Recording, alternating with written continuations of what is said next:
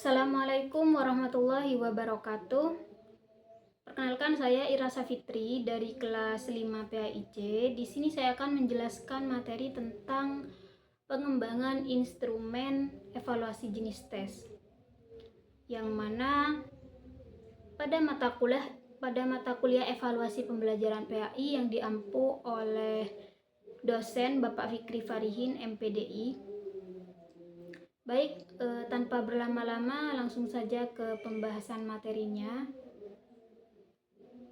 Adapun secara harfiah, kata tes sendiri berasal dari bahasa Prancis kuno, yang artinya testum, dengan arti piring yang digunakan untuk menyisihkan atau memilih logam-logam mulia dari benda-benda lain, seperti pasir, batu, tanah, dan sebagainya.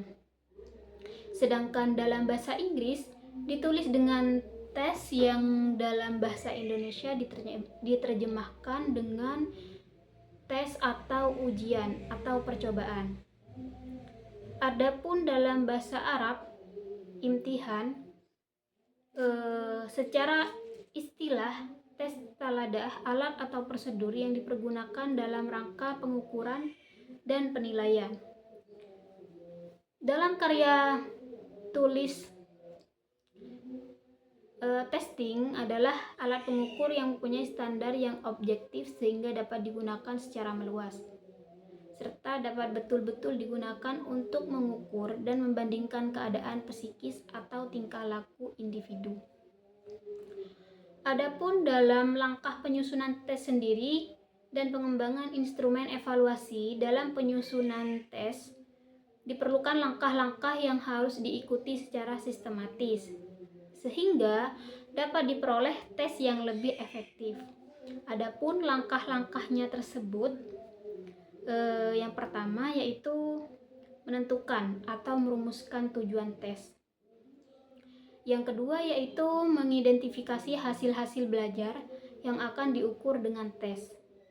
Yang ketiga yaitu menentukan atau menandai hasil-hasil belajar yang spesifik, yang merupakan tingkah laku yang dapat diamati dan sesuai dengan tujuan instruksional khusus atau bisa disebut dengan TIK. Yang keempat yaitu merinci bahan atau mata pelajaran yang akan diukur dengan tes. Dan yang kelima yaitu menyiapkan tabel spesifikasi.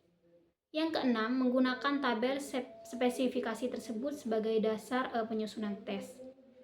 Adapun fungsi tes, yang pertama sebagai alat ukur pengukur terhadap peserta didik, yang mana dalam hubungan ini tes berfungsi untuk mengukur tingkat perkembangan atau kemajuan yang telah dicapai oleh peserta didik setelah mereka mampu menempuh proses belajar mengajar dalam jangka waktu tertentu.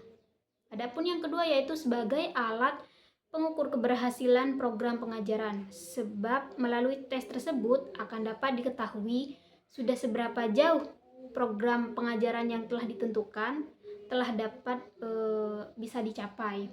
Yang ketiga yaitu sebagai alat untuk menentukan penempatan siswa dalam suatu jenjang atau jenis program pendidikan tertentu. Yang keempat, sebagai alat untuk mencari umpan balik atau feedback, yang mana guna memperbaiki proses belajar mengajar bagi guru maupun siswa, atau bisa disebut dengan tes formatif. Yang kelima yaitu sebagai alat untuk mencari sebab-sebab kesulitan belajar siswa, seperti latar belakang psikologis, fisik, dan lingkungan sosial atau ekonomi siswa. Selanjutnya yaitu bentuk-bentuk tes. Penggolongan tes berdasarkan fungsinya sebagai alat pengukur perkembangan atau kemajuan belajar peserta didik, yang mana dibedakan menjadi 6 golongan. Yang pertama ada tes seleksi. Yang kedua ada tes awal. Yang ketiga ada tes akhir. Yang selanjutnya ada tes diagnostik. Dan selanjutnya ada tes formatif dan tes sumatif, atau bisa disebut dengan imtihan al-nis al-sanawiyah, yang mana pada umumnya tes yang digunakan di sekolah-sekolah adalah achievement test yang dibagi menjadi 4 golongan.